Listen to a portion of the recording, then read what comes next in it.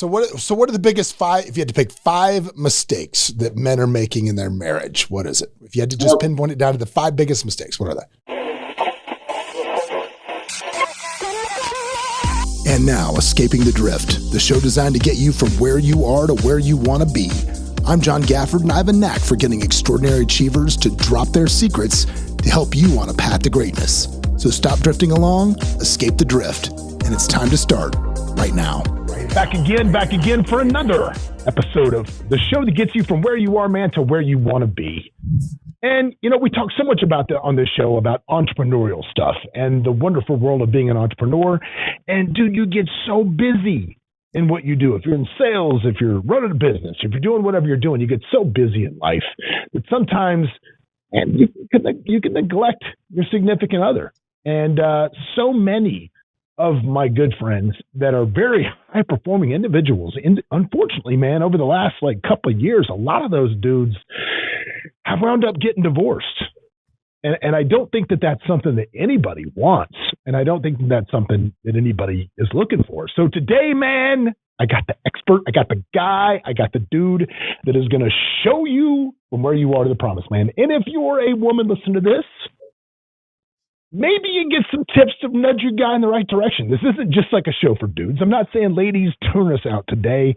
I am saying this is going to be great stuff if you are in a relationship and want to take that thing to the next level, or if you're taking your life to the next level in every other place.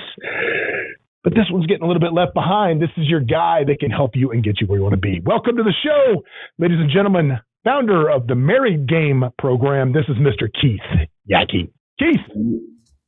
Yes, man. John, what is up? Let's go. What's up, buddy? Talk about this, man. Let's talk about it. I feel you already. The energy is amazing.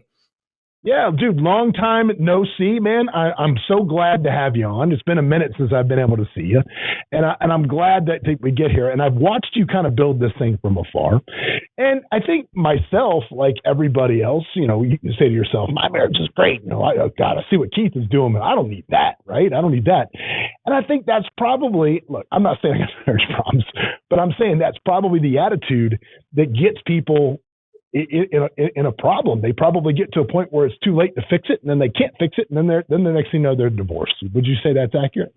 Yeah, and then the saddest thing is they get divorced, and then they get in perfect shape. They start doing spiritual retreats. They become this enlightened, amazing, ascended figure, and their ex-wife's like, well, shit, had you done that beforehand, I probably would have still given you blowjobs and hung out with you and actually wanted to be with you.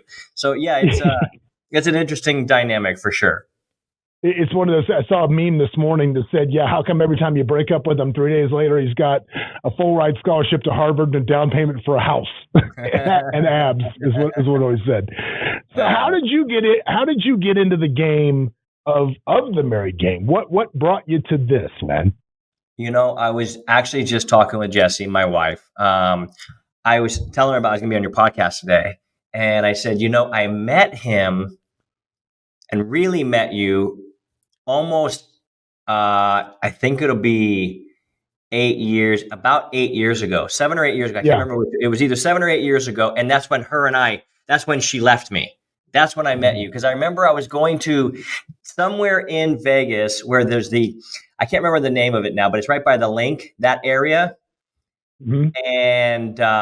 And you were doing a nightclub or doing something down there. I remember talking to you about it right around as that was happening. And I remember that's when she left me. So that was about that time. I'm just trying to piece some timeline together. So yeah, I've talked to each other since then, obviously, but that is the origin story is when she said, I'm done. We're out of here.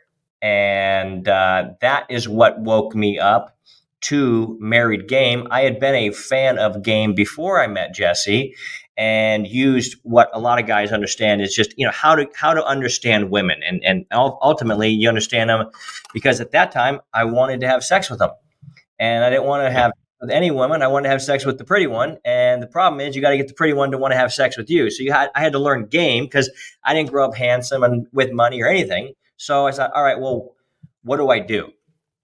Not really. Are we talking about like the Neil Strauss level Game? Is that what we're talking about? Like that book? Yeah. We're talking about that? Yeah. Okay, cool. That's right, so you're talking about the pickup artist culture is what you're talking about. That's a piece of it. I've since realized that if you happen to be the guy that is the guy, you don't really need a lot of game for your wife to want you, or for any pretty girl to actually want you. But at the time, I didn't know that. And what I realized was I was great at attracting one night stands, girls, whatever, and I had slept with hundreds. But when I met with Jessie, she's the one that really changed the game for me. And so then when we said, hey, I do, let's do this forever. Well, 5 years into it, we're moving into our dream house. And she goes, yo, man, you run your business, you come home and talk about your business and you fall asleep on the couch. That's not what I signed up for. Like, that is not what attracted me to you in the beginning. I've been telling you, and I didn't want to change, and I didn't change. And so her actually leaving is what woke me up to go, oh my God, how did I marry her at 185 pounds of tiger meat wrapped in barbed wire? Now I'm 245 pounds of fucking lard and flub.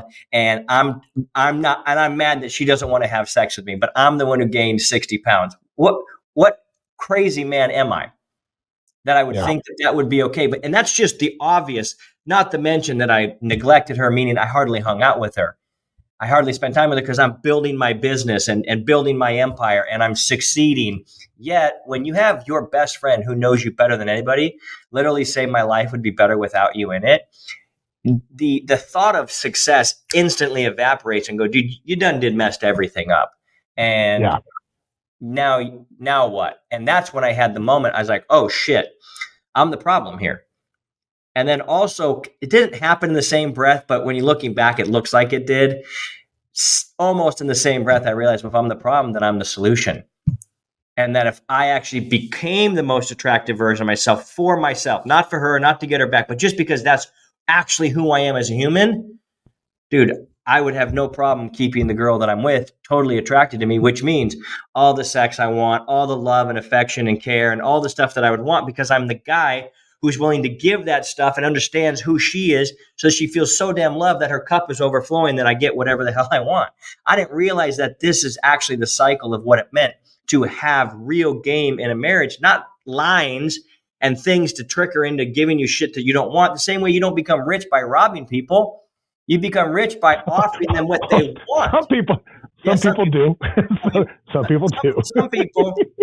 Some people do, but I'm saying, like, that's not the way to really to do it and feel great about yourself. It's you offer something that somebody wants and they're glad to exchange in that. And it's the same thing. Become the husband that your wife totally wants, and then she'll be happy and honored to be able to serve you and love you in a way that makes you feel served and loved, which most guys happens to be sex. Because that's the fruit that once that starts to wither away in a tree, a dude starts getting really grumpy, really cranky, and he doesn't actually know how to fix it. Most men don't. So that's how I got led into this whole crazy thing that I do now. So your wife came to you and said, I'm out, right? I'm done. And you said you made a realization that you need to become the better version of yourself. So what was the first thing that you started doing? What was the first thing you did? Well, first and foremost was I sold her 185 pound, 9% animal, body fat animal, like a guy who could really handle himself. And that, but I bait and switched her and delivered the 245 pound, not so animal. Like, not even close. Like, we took pregnancy pictures with our daughter, where with us both holding our bellies. Oh, Jesus! Like, yeah, that's hot. Exactly. Yeah, exactly. Yeah, that's hot. Yeah. So that was first and foremost. And I go, because here's the other thing: is once you realize this person leaves, every guy's like, well, I don't want to jerk off forever. I want to have actually sex with, like, a pretty woman, like I'm used to being married to, but at 60 pounds heavier than when I'm like, what do you do? Like, you just almost, like most guys, after they get divorced, they become market ready. When in reality, if you just become market ready before they leave, then you'll never go back on the market. And so what I did was I dropped the weight immediately. I'm like, I'm going to go lift. But I also immediately hired a coach, 3 coaches actually, because I thought, I've been with hundreds of women. I know what that feels like. This one was special, and I'm the one who ran her away, and she happens to have my daughter. So if ever there was an opportunity to learn how to get someone back, this would be the one. And so I hired 3 coaches right then and there and to learn it. So you hired 3 coaches. What were the coaches? So each one specializing in something different. What were they specializing in? No, I just didn't want to miss anything. They all specialize in the exact same thing, John. Same thing. Which was what? How to get your ex back. Really? So you went out, so okay. I hired 3. You hired 3 coaches. You're like, oh, were they teaching the same stuff? Was there overlap? Was there conflicting stuff? Where was it? And they were different people. One was a woman, one was a dude, and then one guy only did email correspondence and his YouTube videos. So it was like and they all spoke to me in different things. And I can literally quote you from each of them, huge understandings. But when it all came down to it, whether you're trying to get your ex back or you're trying to get the sex back with your current relationship right now, which is a lot of guys, way more than most people think. And what I realized from all of them was I only had one play. So 3 coaches that I didn't actually believe went through what I went through, but for some reason, they were talking in a way that I really listened to. They may have been through what I've been through, but their psychology sounded right on. And when it all boiled down to it, I realized if I want to get her back, I've got to move on. And if I want to move on, I got to move on. And I just realized I got to move on. Dude, that's so funny because I always think about that scene in Swingers, right? Like I told my son this when him and his first girlfriend broke up. I was like, bro, here's the deal. I said, if you want her back, you got to just act like you don't want her back. And then, when you get to the point when you really don't want her back, that's when she'll want to come back. And then he probably won't care when she wants to come back. He's like, well, that doesn't sound good. I go, yeah, that's the rub. Yeah. That is how it works. Man. It's an energy thing. Because when you want her and need her so bad, there's this desperate, needy energy coming across, which is very unattractive. So it's like nobody likes that. Nobody. Yeah. But the reason a woman wants to be with a man is because she wants to be with the man. She wants to be with the guy. Nobody wants to go hang out with the runt of the litter. Nobody said, I can't wait to be married so I can be bored and hate this guy and hate the way he chooses cereal. Like nobody signed up for that. They all signed up for this feeling that they gave each other early on when they were dating. And what I've come to realize, I've built this company. We are now damn near 3.5 years into this thing now. Mm-hmm. And now I've got some real understanding, having had hundreds of guys come through, and I've actually been able to see their situation and see how it kind of all works. And what I keep realizing is, guys they want sex, of course, but really what they want is they want to be wanted. The way they felt back when they felt wanted back when they were dating. The whole reason they would sign up for this lifelong engagement was, hey, they felt pretty fucking good about it until they stopped showing up. They stop, it's like they act as if they made it through the finish line as opposed to stepping into the starting blocks, and they start taking their foot off the gas, and you start to hear they start expecting things because that's my wife. That's my wife. Dude, and it's almost as if it's like you and I would say, well, that's my employee. Yeah. It's like, what are you doing? So I never learned any of this. My dad didn't teach me this. I didn't have I hired these coaches, even though I didn't know what their relationship looked like. I didn't know if they'd really been through this. I just was so desperate to hear what they had to say, and then took it back. And then I realized, oh shit, I knew everything I already knew everything I needed. I didn't understand short-term attraction and long-term attraction. That's the part I did not understand. And then as I've been through this now and I understand the difference, and I'll explain the difference here in just a second, I started realizing, shit, married guys need more game than single guys, because if a single guy strikes out, go on to the next. But if a married dude strikes out, he's like, shit, I struck out and I don't know how to not strike out again. And then he feels like he's in this prison where all he wants to do is be connected with his wife. And that's and then he's feeling rejected from her. So now he's like, I've got all this abundance in my business and my employees will do whatever the fuck I want. My kids actually love me. And man, I am the man about town. And I come home and my wife's like, you can go back in your cage, good sir. And he's like, what are you talking about? So he has all this abundance and then scarcity in the marriage. And that's the guy that I help. And I realized, motherfucker, he needs game. Yeah. So what are the biggest 5, if you had to pick 5 mistakes that men are making in their marriage, what is it? If you had to just pinpoint it down to the 5 biggest mistakes, what are they? Okay. First and foremost, I would correlate with the 5 things I believe every wife is judging their husband on. And it's this. All right, cool. Number 1. All right. What is that? I have a 5-dial system that literally is exact. If you dial these so 5 the 5 was the right number. See, it's the right number. Strong. It's right there. The 5's a good number. Okay, cool. It's bam. Yeah. So the 5 things. Well, first of all, let me say the 4 things that every guy does that everybody's telling him to do, and they're wrong. And I'll say it in 20 seconds so we can get it out of the way. I call them go ahead. Pseudo solutions, meaning they're taught as if they're real, and every guy's tried them, and none of them have worked. Number 1, do more around the house. Okay, more chores, more dishes, more trash. Every guy's tried it. Every guy knows fucking doesn't work. Buy her more gifts. Let's just keep her happy and keep that closet full. Except doesn't usually end up in more sex.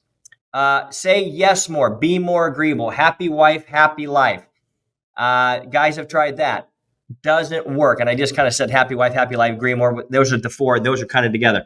And guys are like, dude, I'm agreeing, I'm listening, I'm liking, and I'm and I still am not getting laid. Like, okay, cool. Those are all the wrong things. They aren't the wrong actions, but they are always done with the wrong attitude. They're done with the attitude, if I do these things, then I'll get sex. Then I'll get blowjobs. And a woman like my wife, when she sees a husband doing that, goes, dude, I feel like all you want is the hole in me and not the whole of me. I feel like a walking vagina is what my wife told me. The same way, if you and our wife asks us for money every single time we talk to her and didn't want to hang out and find out about us, a walking ATM. Yeah, walking wallet. Yeah. So, and not only that, here's the other thing.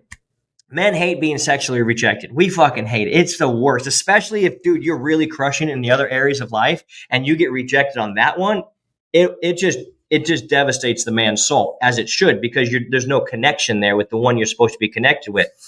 But the same way a guy feels that is the same way our wives feel when we emotionally neglect them. They're like, they feel so alone. So these 5 dials were based off of what actually moves the needle to get your wife attracted to you. Because that's what I realized. When it's all said and done, the way to have true game in your marriage is to be the most attractive version of you for you. And attract means to lean in, not push away. And so these 5 things will kill your lady's lady boner faster than anything else. And if you can figure these out, dude, you will be on your way to a very fruitful marriage. And we'll dial in there. You ready? So that's what we should not have done. Let's hear what we should do. Well, give me the 5. Give me the wheel. The wheel of happiness, I guess we'll call it. That's not what you call it. I'm renaming our own shit. I don't know. Let's go. The wheel of happiness. The wheel of connectedness. All right. Good. So number 1, she's judging you on, are you a good parent? Every mom is looking at the dad and saying, do I feel like a single mom even though I'm married? And Jessie felt like that with me. She's like, she didn't even want to have a second kid with me. She's like, I feel so alone and so neglected. I changed like 6 diapers and was barely ever there. And she's like, dude, I don't know what the fuck is your problem, but like, this is your child too. And a good tip for a guy, if he's not doing very well in this dial, is if he ever utters the word, I gotta babysit my kid this weekend. Oh my dude. Okay, dude, no shit. Okay, I'm gonna say 2. So we're gonna address each one of these as we go through it, because I probably, and I think so many successful entrepreneurs, do this probably as well. And I know women that are successful entrepreneurs that have husbands that they kind of get the flip side of this coin, where it's like, look, I'm going out grinding, getting us ahead. So this baby side of it, like one of us has to sleep because one of us has got to bring home the bacon. And so you're going to do the baby stuff. And I probably did say to my wife, like, you're doing the baby stuff. Like, this is it, blah, blah, blah, blah, blah. And I'll say this, man, this is going to turn into a counseling session for me, I guess. Cause the other day, me and my wife were having a conversation about the kids and enforcing kind of schoolwork and enforcing the rules around school. And my wife, it came out of her mouth. She said, I feel like when it comes to the kids, I'm doing this by myself. And my response was, you are like that. Yes. When it comes to making sure the homework and shit is done, that is your job. Yes, it is. It is your job. And yeah, maybe that was the wrong move. Maybe that wasn't right. If she's saying it it means it bothers her. So it's not whether it's the right or the wrong move, but it's like having enough awareness as a man to be like, yo, I look at marriage as a team. Okay. My wife and I we're on the same team, which oftentimes most guys and gals, they lose that essence of we're on the same team. So I want what's best for her. And I know what's best for Jessie, my wife, is she wants to feel loved for who she is at the core of her being, accepted for who she is, the same way I want to be loved and accepted at the core of my being for who I am. That is what we want. But when we come to what you might, this is one of these situations you're bringing up, which a lot of guys do, is like, I am only about the money. You are only about the kids. And that's where it can be like, of course, dude, my wife knows I got to go hunt the buffalo. In fact, she wants me to hunt the buffalo and bring back a lot of pelts and a lot of meat so we can have cool fucking TPs and eat really good food. There's a reason your woman wants that, and that's good. But when I'm home, I'm not present. Sure. Yeah, I'm not sitting on the couch unwinding because I've had such a hard work day. I'm home. Yeah. And when I walk in, I go, I'm a fucking dad now. You guys need to. And so what it feels like, what she might be saying, and this is what a lot of wives say, she's like, I would like some of your leadership in the raising of our children in some areas. So I know you have my back. So I feel like a team in this. Oh, I think the message was at the time, because she's there and I'm here when they come home from school. And it was that period from when they get home to 5 o'clock when I come rolling in that's the issue. But the second part I was going to say to validate what you said was I was literally talking to a woman that I know, and she was referring to the father of her child. And she was like, we're just randomly talking. And she goes, yeah, I went out the other night and then he was going to watch the kid. And then she said, he looked at me and said, I have to babysit again. And you could just see it in her face. And she was just seething with anger and just vitriol. And she probably didn't tell him that, right? But that is spot on, because I saw that in real time. And it was, thank God nobody talking about me. It was somebody talking about somebody else. But that's for real, dude. I have to babysit. Yeah, for real. That's a good sign that you're like, you got a mixed view on how this actually works. And here's the other thing, dude, a lot of guys don't get. And it's kind of a misnomer out in the world that, it's the husband and wife first and the kids come second. And I'm not saying that that's not a great way of looking at things, but I do know this. Every woman will love their kids more than they love their husband 100% of the time. And the reason I know my wife loves our pets more than she loves me. We got some cool pets. I mean, I give it up. Yeah. But here's how I know that to be true is because moms divorce dads. They don't divorce kids. No. 100% of the time. So it's like, I'll tell you, my kids say some shit. Sometimes she thinks about it. Sometimes. Yeah. The other day out of the blue, my daughter says to my wife, this was on Saturday. She says, cause she wanted to go hang out with her friends. She's made a new friend group. She's very excited about it. And she was trying to spend the night somewhere. And I was like, babe, it's Mother's Day tomorrow. And she made the comment like, I don't even understand Mother's Day. I don't understand why we do it. And she said that to my wife. And dude, my wife was so pissed. And it was one of those things that was so stupid. Like, I pulled my daughter in the other room and I didn't even scold her. I just looked at her and I was like, what was that? Like, where did you think that was going to land? Where were you going with that? Like, what was that? Where was that really coming from? And you need to go in there and really explain to her where it came from and be wholehearted in your apology, because that wasn't going to land anywhere positive. Yeah, that's the person that's actually, you need to take you where you want to go. And then you're going to say that wasn't good. Yeah, she would have got divorced if I hadn't intervened, I think, pretty quickly. Yeah. Yeah, so that's the first dial, is understanding that we don't show up for our kids because it makes our wife attracted to us. But when you don't show up for your kids, she is losing attraction for you. Okay. Kids, check. That's number one. Number two, so that's the parenting dial. The second dial is the partnering dial. This is the best friend dial. This is treating your wife like she really is your best friend, and that you know shit about her that very few people know, that you remember things about her that you don't know. And this is where Jessie, she told me plain straight out, she goes, I feel more lonely being married to you than if I was single. Oof. Yeah.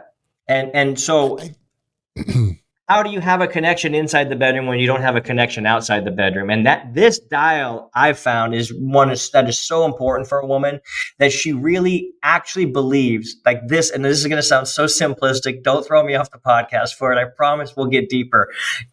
Dude, she just wants to know you actually fucking care about her. Yeah. And you can't fake that. You can't fucking fake it. You can't be like showing up like on Friday afternoon because you're hoping to get laid Friday night. Like, you've got to be the guy that's just, my standard is to show up for you no matter what. And we have this phrase that says, her response does not dictate my standard. And that's the difference between those pseudo solutions and what we're talking about here is we're not doing this so that we can get blown. I never said blown. Whatever it was. We're not hearing blown. We're doing it because that's my fucking standard. My standard is I'm gonna hang out with my wife because you're my best friend. I want to know you. I want to spend time with you. And so they really register as like, when he talks to me, is he just kind of, hopefully putting it, logging in 15 hours downstairs to pretend like you care so that you can go upstairs and really show her how you care. Like, these are the stupid games that we play with in our heads as guys, rather than realize this is a human being that you want. Every guy wants his wife to crack open her soul and to just unleash all her femininity and all of her excitedness and all of her naughtiness onto him. Because that's what the videos they're watching on the YouTube and YouPorn and all this other places they're watching. I don't think it's YouTube they're watching those things. Maybe not YouTube, but YouPorn, you whatever. And guess what? They're like, why isn't my wife like that? It's like, very simple.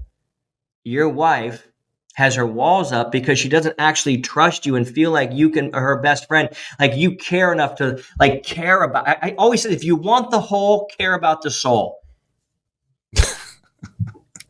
So narrowing this down or going a little deeper on this, is this about really interacting and saying like, how was your day? What are your hopes and dreams? What are those things? Is it about being inclusive when you go places? Like, one of the things that, I have with my wife is like, my wife's always invited. Like, I'm like, you're always invited. Like, I don't care where I go. If I go somewhere where you ain't invited, then I probably shouldn't be there anyway. That's how I look at it. There's plenty of stuff I do with my friends that she has no interest in doing, and she says no. Right. But it's like, you're always in. Like, there's never a time when I'm like, you're never intruding. You're never right. So, is that what is that this little spoke of the wheel that we're talking about here is being very inclusive? But let me give it a little more nuance. You might have some friends that, let's say, okay, John, let's say you and I are really good buddies. I live in Vegas, and you and me and our Vegas buddies, I don't know who you hang out with anymore, what have you, but it's the boys, right? And I tell you, John, bro, you're always invited, but you're one of my best friends. I never invite you. I just want you to know you're always invited. That's not the same as getting invited. It's not the same as, dude, you're the first one I had to call when I figure out we're doing this thing tonight. I wanted you to know that, dude, I hope you can make it. Such a good point. It's never like, yeah, of course you can go. It's, I want you to go. That's very, very different. Yeah, hold on. My battery says it wants to die. Let me see if I can fix that. Oh, we can edit. I did it. No, I figured it out. Okay, so this energy is like, best friend energy is like when you get out of it. Let's say you do a psychedelic spiritual journey. Who's the first person you call? Your wife wants it to be you, her. When you get, hey, dude, you're not going to believe it. I won 2 tickets, round trip, first class tickets to anywhere we want to go in Ireland. And the first one I thought of was you. Like that I'm talking that, but not just how was your day, but I know you were talking to your mom today about that really serious thing she was going through. How is everything going? That is best friend energy. Best friend energy is I go surfing with my best friend Garrett down to Costa Rica, and I plan everything. I have everything so that we can optimize and have the best surf trip ever. And Jesse's watching me making jerseys, doing all the crazy shit I do. And she goes, I knew it was in you. Oh shit. That means she doesn't see me do it to her, but she sees me do it with my best friend, my buddies, and my love. She's like, not for nothing, I see the level that you spend and love on your friends, and the thoughtfulness and the care. And in my business, my detail, you can look at my man cave. There's so much detail in this office, dentist office I tore out and built this thing. It's so much detail. And she goes, I know if you really care, you're a detailed dude. You go the extra mile. You do these things. And I've even experienced you this way. Mm-hmm. But you don't really. And if she doesn't experience you enthusiastically caring about her and her emotional connection, why the hell should she care about this sexual connection that you need so bad? See, like guys they have a hard time putting the shoe on the other foot. And that's where I'm coming in going, yo, dude, guys, listen, your wife wants to unleash your inner slut. She wants to moan and your back, and she wants to do all the numbers, 69, 68, and I owe you one. She wants to do all of them. And she wants to do it with you. If you were exactly like the guy you were when she fell head over heels in love with you. And this is why, like, one of my messages that I really am passionate about, John, is why I love being on people's podcasts like yours, is this. Yo, entrepreneur, I know you're building all this thing for your family. I know this is for your family. But if they don't feel like they're actually connected to you on a soul level, then they're going to have a really hard time believing that you're doing it for them, or it's going to feel like it's for them. The same way if your wife came up and just was rubbing on your kneecap and kissing on your kneecap and fingering your kneecap, you'd be like, so close. But the kneecap's not going to do it today. Yeah. But that's what we do as guys. We're like, why did she appreciate a good kneecap rub? And it's like, you're close, but you're just a little bit off. It's not there. Okay. Third spoke on the wheel. What is it? Producer dial, which probably a lot of guys listen to your show on, producer dial. And that's just having good resources. A woman doesn't want to be in a Corolla with cloth seats in a 1-bedroom apartment forever.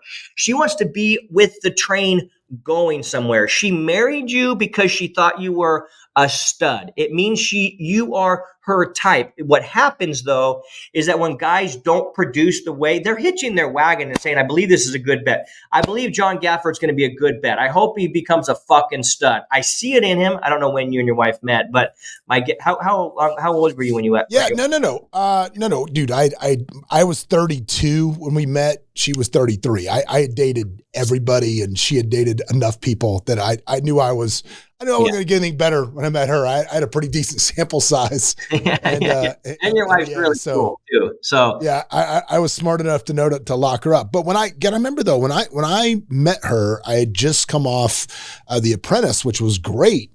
But we had just, I had just taken a buyout out of my company, and literally met her, and I was like, Kendra, that one of my season The Apprentice was like, get into real estate. So I just started into real estate. And then I'm like, okay, I'm going to relocate to the other side of the earth where I have no network and no resources hardly, and start completely over. And, when I first started, she was supporting us. I mean, she was, now granted, she had the greatest job in the world at the time. She was working 4 days a week, at the Palms from noon to 8 in the blackjack pit, slinging drinks. With her, college degree, who cares? But she was making $250,000 working 4 days a week. Yeah. Ben Affleck would hand her $5,000 a drink for bringing him a Diet Coke when he was with his sober sponsor. Yeah. And there you go. I mean, it's just how it was in Vegas. But yeah, so she earned that right to, when I retired her, not so many years later, because things obviously took off in the right direction and panned, I was the best bet she ever made in Vegas as far as what she put into it once she got out of it. And, but yeah, she earned that right to get retired from that aspect. And like I was telling my son the other day, bet on you. She had to bet on you. She did. And I was, I always, when it comes to the kids, right? Like coaching my son and trying to keep it real with him and talking about, the future. And it's so, it's one of the hardest things to do when you have some levels of success. Is my biggest fear is always raising worthless kids. Like that is always the biggest fear. It's like when you're, he had an opinion on airlines by 5 years old. like, whoa, why are we flying Southwest? Did Delta not fly here? Like, why are we getting on the Greyhound of the skies? What's going on? Right. And you're like, oh shit, you bougie little bastard. You're 5 years old. But raising kids that understand and value things has always been a challenge. And even as we had this conversation last week, we were talking about it, and it's like, well, I don't necessarily, what if I don't care to be a millionaire? Blah blah. I said, buddy, let me tell you, it's not just about living in a big house and having supercars. That's not what it's about. I said, 50% of marriages fail in this country. I said, one argument me and your mom have never had in 19 years? We've had arguments, but we've never once argued about money because we've never had to, because that's one resource that's just plentifully around. So that argument is what ends so many marriages. So keep in mind, if being successful financially is a great way to make sure that you can, at least in some aspects, I guess, stay happily married. Yeah. At least you're taking one thing off the table. So that I'm glad that validates that thought. But here's it is. It does validate it. But what you create, even if you're the best provider ever, and that's the only thing you got going for, you're still just a 20% man because you're only one of the 5 dials. And I get it. Yeah, but that's where I made the fucking mistake, because I was like, I got one job: produce, protect, provide. Like, let's go. And then where's my blowjob? I'm out. I'm busy. And it's like, okay, yes, but it just doesn't work that way. So I thought all I had to do was produce and provide, and I've been a great producer, a great provider.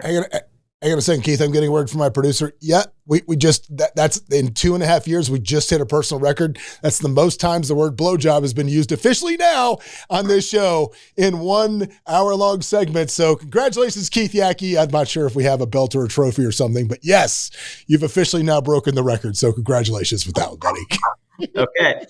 Hey, and if any woman stuck around, I think she's going to be like, you know what? I like this guy. I think the women like me, man. Okay. There we go. So done with providing. They want to know that they're provided for, and they should be. That is our masculine job and role. And some guys either suck at this, so they're like, their wives just look at them as not a leader and kind of a loser. That's number one. That's not gonna get her excited to be with you. And then secondly, a lot of guys, though, this is where I fell into, and probably maybe you or guys like you and that guys listen to this would fall into, and that is, we become kind of workaholics, and we find all of our identity and all of who we are in making money. And sometimes we do that to the neglect of our family. And so we go, hey, I'm doing this for them. And then their wife's like, yeah, but you're never around. So I don't know, maybe let's be less rich and more in love. How does that sound? But a guy doesn't go, yeah, I want that. He's like, no, I want to be more rich and more in love and more ripped and more of this. And we like that type of thing. So it's this, you got to be driven and ambitious, or else she's not going to hang around. That's the third dot.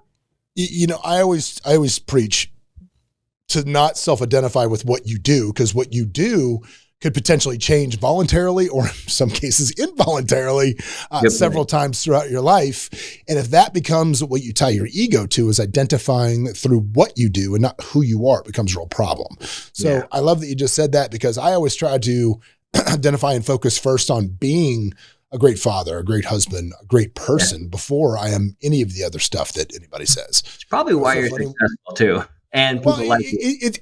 It's funny, like when I go to networking events, like, you know what really like I love this, how to really fuck with people at networking events. This is great. This is one of my favorite things to do.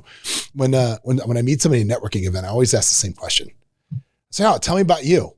And then they'll be like, oh, I'm the CFO of so-and-so corporation. We're a tech startup that's going to disrupt and blah, blah. And I'm like, no, I don't give a shit about that. Tell me about you. Where are you from? Do you have a wife? Do you have kids? They're just like, blah, blah. And it's amazing how many people have to look for that answer. Like, you see the eyes dart to the left, and they're thinking, like, you can see them thinking on their feet, like, because I don't know this. And I'm thinking, man, if you don't understand that quickly and you can't rattle that off, you might want to readjust your priorities a little bit. Yeah. Because I got to tell you, I don't care how good of a business person you are. If I think you're a shithead, I don't want to do business with you. Exactly. I don't like you as a human. I have no interest in being around you if I don't like you as a person. Dude, same, man. And that's really all you and I have had exposure and experience with each other. Remember at the hockey game is where I met you in Brad's suite. And then pretty much around Brad, I think, is every time we've seen you or events or stuff. But and then I was on the money show, but I was more like, I just like who you are as a human. So when we were talking, it's like 100%, let's go. This would be great. So it's more of a human decision than anything, dude. You're right about that. Yep. I love that. Okay. On to the next spoke on the wheel. What's next? Fourth dial is the player dial. And this is the one where guys start to really go downhill. So if we take the other 3 dials and rate ourselves on a 1 out of 10, how good of a parent I am. A lot of guys like 7, 8, 9. Some are a little better. How good of a partner are you? Based on the parameters that I've given, some guys were like 7 or 8, and they're like maybe 5 or 6. I don't know, somewhere in there. How are you on the producer dial? Most guys we deal with, most guys you and I hang out with, we're entrepreneurs. We hang out with entrepreneurs. There's like they're like, for everybody else, they're a 9 or a 10. They might say they're lower than that because they know where they're going. So they're like, fuck, I'm only 40% there. Like, bro, you're fucking killing it. But you know what I mean? So you can kind of rate yourself on those things. These next 2 dials are the ones that the numbers tank dramatically. And it's this one's called the player dial. And the player dial is the dial of having fun with your wife, creating an atmosphere and a life of fun. It's not having the dad bod. It's like if you got married at 185 pounds, 9% body fat, tiger meat wrapped in barbed wire, then don't ever let yourself go or get back to it. It's what does your dating life look like? I ask guys all the time, like, they're like, dude, if I could get my dating back or my sex life back when I was dating, I'd be so happy. I go, cool. Well, then what's the dating life like? Well, it's not so good. Well, it's like, do you think there's any correlation, my guy? Like there is, because dating isn't just an action. It's not just a thing we go do. It's who you are, man. When you first started dating your girl, probably the same way I started dating mine. I think my second date with Jessie was like, hey man, I wasn't feeling very good. She wanted to come over and we walked over to the store and got some Sudafed together. And it was a date. Like, you know what I mean? Like it was like everything you did was fun as shit. Everything was a date. Hey, you want to just go here? Yeah, it's a date. Cool, let's go. But what I've noticed is when guys really, the pressures of business and kids and all this other stuff going on, they forget to actually like really genuinely date their wife as if they were excited to go. Pick a spot, get a babysitter, go to the thing. And I just go, if you think you're good at dating or not good at dating, here's one very quick test to tell you. Okay, what is it? Imagine you're single right now, instantly single. And the hot chick from high school who you wanted to bang shows up in your DMs and she's still just as hot and as lovely as ever. And she's like, oh my God, looks like life is treating you well. We should catch up. And you're like, perfect, we'll connect. It's a date. Where would you take her? How would you dress? What effort would you put in? What would you do to get ready for this beautiful thing? My guess is you'd put a ton of effort in. You wouldn't be showing up all like, oh, sorry, I forgot. No, dude, you'd be on your A game. Why? Because you want to get laid. So if you know in the dating world, you've got to be on your A game to actually get laid and to bring out this lady who wants to be there and wants you. Why would you take away the same thing once you got married? You need it even more now. And so guys are like, hey, when's the last time you took your wife on a date? They're like, oh, dude, we went to Home Depot and picked up some parts for the house and swang through Chick-fil-A. And it was a good date. It's like, my guy, this is why you're not getting more ass in the toilet seat is because you're acting like this. How's that resonate? I got to tell you, so I would say that part of that too is probably just having swag in general, right? Because like back when me and the wife got together, dude, I had more game than Parker Brothers. So obviously, if you look at my wife, you look at me, I win, right? I'm totally winning, right? But here's the thing: like I find myself now, and it's so funny, right? I tell my wife this all the time, and I probably shouldn't tell her this, but I tell her, I'm like, dude, if we got divorced or if something happened to you, I'd be completely screwed. Because I'm like, now I went from always knowing what to say and having, Mr. Smooth and blah, blah, blah, to now you put me in a social situation, even if I have to talk casually to a relatively attractive woman in a just a normal environment, that I just have to deal with this person that is a social environment, not business. Like say it's an event and they're all out at a club later and blah, blah, blah. And you wind up at a table and you're sitting there and there just happens to be a woman and you're just talking to her or whatever. And it's not going to go anywhere. You're not trying to do anything. Dude, I am like fucking Ricky Bobby in that first interview now where I'm like, I don't know what to do. I have no clue what to say. I have zero ability to talk to anyone. You can't even because I think even in business or whatever, sometimes you still have to use that like flirtatious vibe sometimes to get things done. Don't me too me people. That's not what I meant. But what I'm saying is like, dude, it's so beyond me now because it's just that tool is so rusty in the back of the shed. And it probably needs to get out and get shined up, not for the cocktail party people, but for my wife who probably needs to hear a little mad game dropped on her other than I think international language for married people is smack you on the ass when you walk by? Is that pretty much national? I mean, I think like if my wife walked by me and I didn't smack her on the ass, she knows something's wrong. That's how it is. Right. I mean, right. Agree with that? Do you disagree with that?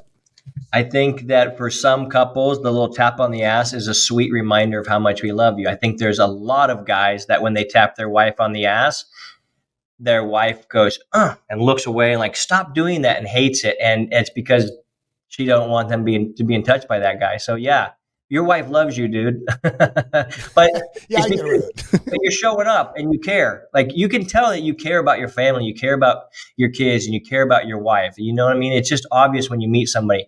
But there's a lot of guys that don't get this part of the piece. And it's like, dude, man, Cyndi Lauper, to quote the great American poet, Cyndi Lauper, she said it best, dude. Girls just want to have fun. Yeah, man. And you don't have to be a stand-up comedian to make them laugh and to have fun. She already thought you were fun. That's why she went on a date with you. That's why she married you. This is why I'm saying, like, dude, she's your type. You're her type. You've just either stopped doing attractive things or started doing unattractive things. And the same chemical that got her excited to text you in the beginning has all drained out of her. I'm here to tell you, bro, like Jesse and I, it's been almost 12 and a half years for us. Mm-hmm. Our sex is better now, and it keeps getting better. I think honeymoon sex is for minor leaguers. Our soul sex gets better and better.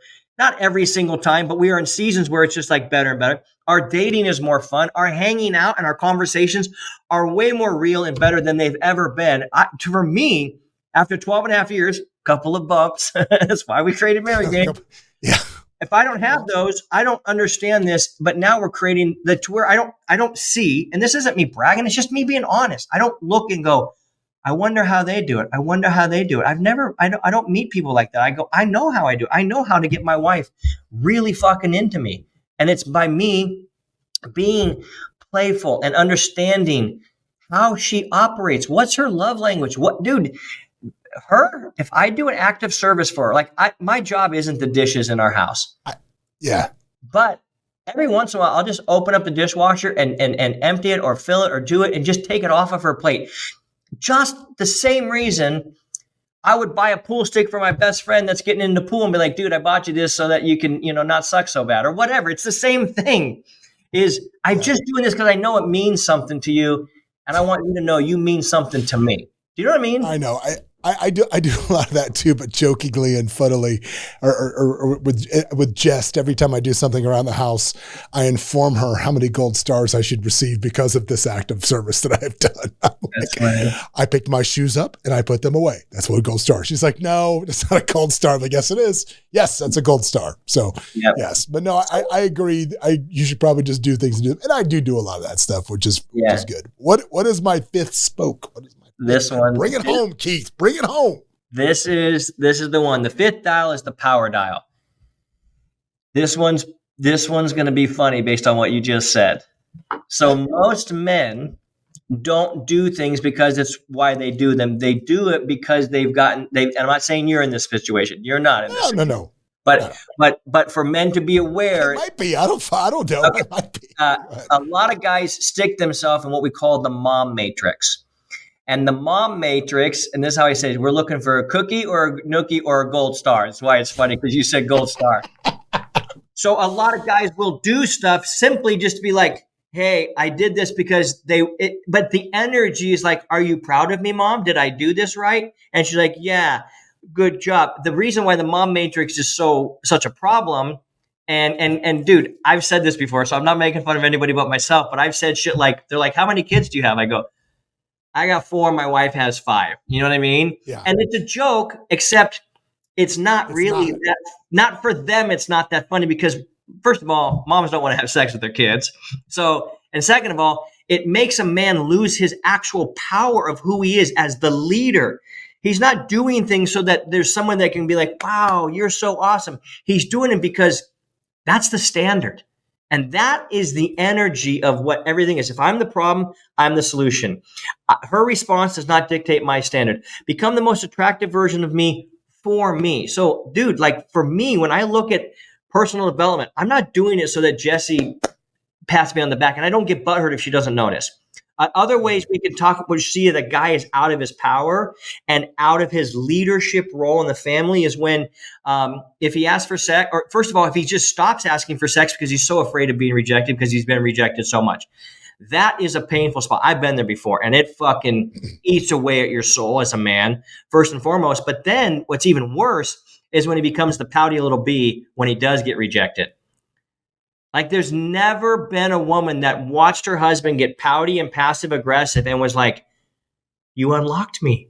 Get over here. Come here. I am so excited. No, she looks at it and goes, this poor man has no idea how to lead me to Paradise Island.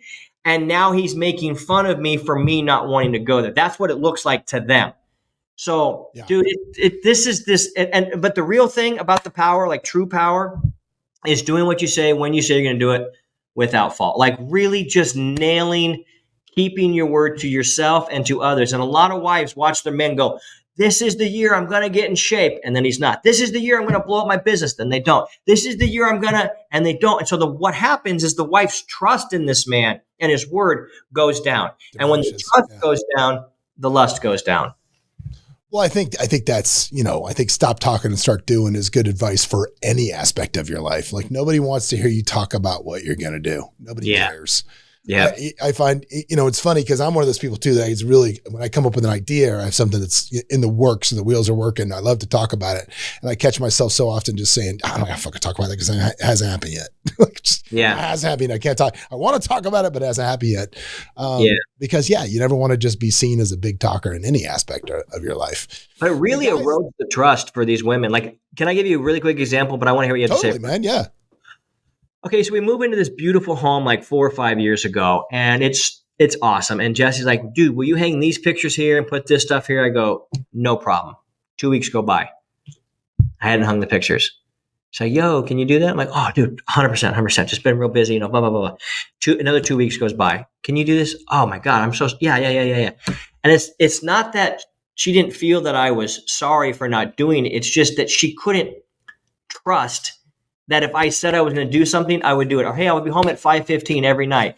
And every night it's 5:27, 5:32. Oh, you're not going to be how busy I was, blah, blah. And all it is it's not whether you're late or not. It's that you said you were going to be here at a time and you weren't. And when you say stuff and I can't trust, it's like if you walk up over this huge valley and you see this old rope rickety bridge, you're going to test to see, is this thing going to be able to hold me up? And so, dude, these women, they test us and we fail these tests and they go, I can't trust this guy. People test what they want to trust. And when they test us by giving us a little bit of pushback and a guy else starts acting all passive aggressive, she goes, damn, I thought this was my leader that could handle anything. And yet now he's looking to me for leadership. And this is most guys, John, myself included, for a long time. It's like, I hope my wife figures this out. Figures what out?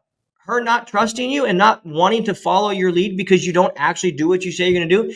No one's ever going to figure that out. We've been taught to not figure that out. That's your fucking problem, not hers. How do you overcome, because here's a question, because how do you overcome this? Because I think if I have any issue, right, it's my kids are fucking busy, right? They always got something they got to do. They're going here, they're going there, blah, blah, blah, blah, blah. They got stuff and she is all full time on them. So how do you, I think a lot of guys probably struggle with this, and I have in the past, where like almost you're like, dude, I am so second fiddle to these kids. Like I feel like I am just so far down the ladder of importance from the attention that these kids get, or the kids, our kids, whatever, not the kids. I don't have to babysit; they're my kids. Yeah. But how do you overcome that? We affectionately call kids in married game cock blocks because that's exactly what they are. You have to learn how to overcome, but they are cock blocks. I mean, they do need a time and attention and feeding and care and clothes and laundry and school and all this shit, right? So here's the same way she would approach you. Hey, yo, John, hey man, I feel like I'm not a priority to you because you're working so much and you're barely here. It's the same. And you would be like, dude, that sucks. I don't want you to feel that way. You could approach it the same way and go, listen, I've taken on the commerce role to keep the money flowing in. And because of that, you've taken on the kids role. So we both have jobs. Let's make sure our job isn't over consuming us to where we're not being able to spend the time to connect with each other. Usually with that frame, it helps a wife go, oh man, that is, and then here's the real thing is the insistence on you carving out the time with her and you guys sitting down and be like, this is our time. This is our time. This is our time. If the kids need a taxi service at that point, tell them to fucking figure it out. Like, you know what I mean? Well, like, you know what I mean? Well, no, it's so funny, man, because I think like the book, The Four Agreements, the one that I probably in some cases have the worst, and I think a lot of people do, the hardest time with is don't assume anything. And I think what it is, something happens and you start telling yourself a story about why it happened. And then, you start, well, this is why, and then this is why, and then this is why, and this is why, when like you just said, all it would take is a 2-second conversation to probably just nip it in the bud anyway. Yeah. How many of these problems do you find can just be cured with quick, because I think, again, too many married couples let things sit for way too long. And it's like, I mean, any man that's ever argued with a woman, it's like, dude, what are you talking, 1979? What the fuck are you talking about? I don't remember what happened 6 weeks ago, let alone 6 years ago. What? I don't know what you're talking about. But I think that having quick, concise, direct conversation rather than letting a problem get bigger in your own mind can solve a lot of things. Agree with that? Yeah, well, yeah, but I think the real problem, because why it happens is usually man's defensiveness. Because we can do nothing wrong because we're perfect. Damn it, we're perfect, Absolutely. Keith. You're damn right we are. You fucking damn right we are. And once they realize that the world will be good, so that's married game. Realize you're perfect and let her know it. No, that's it. There are quick, energetic shifts that a man can make, and when she feels that this dude has giver energy, and giver energy is only experienced when a man truly treats everybody like they're his house guest for no other reason than that brings him joy, not so that he can get anything out of it. That's the essence of giver energy. When he shows up to his wife with real giver energy, dude, she will have any conversation you want to have. But she also needs to be able to share her truth without you going, that's not right. That's not true. Imagine every time you share something with your wife about how you feel, she said, that's not right. That's not true. You're making it up in your head. You'd be like, guess what? Fuck you. I'm done talking to you. And I'm done talking to you. Exactly. I'm done talking to you. But that's what almost every guy does with her. She goes, I just feel like you're alone, but you're not alone. I'm here all the time. So you're like, oh, so you don't know how to listen and validate anything she said. And anything she does say, you have a quick defensive answer. Well, no wonder she's all closed up. Nobody's bringing their inner slut out in that conversation. Nobody fucking likes Probably not. Dude. Probably not. Well, dude, if they want to find you, learn more about Married Game, how do they find you? The best place to go would be marriedgame.com, because that's where I've got videos and all sorts of stuff where I really dive deep on this. And another great spot is my website, keithyaki.com. It kind of explains everything I do there. It has all the Married Game stuff and lots of videos and reels and all sorts of stuff. It's the best. But if they're on social media, which a lot of people are, the best one is Instagram at Keith Yaki. Yep. And you do coaching, you do retreats, you do all of this stuff, correct? I just work with dudes. Okay. And they come through our Married Game program. That's the entry to everything, because that's where we get to the core of who the man is, because it's not even things I'm teaching to like what to say. I'm showing men who to become so that in any situation, they know how to pass her test, because she's going to lean on you. She wants to make sure you're the tree that doesn't fall over so she can dance under the shade of your branches. She wants to know. And here's the other thing, John, every fucking wife out there is rooting for their husband to get it. They don't want to get a divorce. They don't want to be married to some boring ass dude that's now got a dad bod. And okay, you got a great 401k and a retirement plan. Who fucking cares, dude? I'm bored as shit and I'm 38 is what wives are thinking. I can go get anybody with the money because I'm beautiful, but I want a connection with a real human being so I can have my brain stimulated so it gets my heart going and my panties wet. That's Married Game. You want to throw one more blowjob in before we get done? You just toss one and just a second. If you're wanting blowjobs on tap and push button pussy, go to maringame.com. And that's it, guys. On that note, we will wrap up this episode of Escaping the Drift. And remember, man, if you're out there, and in this case, with your relationship, man, if you're just drifting along with the currents of life and not swimming against the current for the sake of you and your spouse, you got to start doing something. We'll see you next week. What's up, everybody? Thanks for joining us for another episode of Escaping the Drift. Hope you got a bunch out of it, or at least as much as I did out of it. Anyway, if you want to learn more about the show, you can always go over to escapingthedrift.com. You can join our mailing list. But do me a favor, if you wouldn't mind, throw up that 5-star review, give us a share, do something, man. We're here for you. Hopefully you'll be here for us. But anyway, in the meantime, we will see you at the next episode.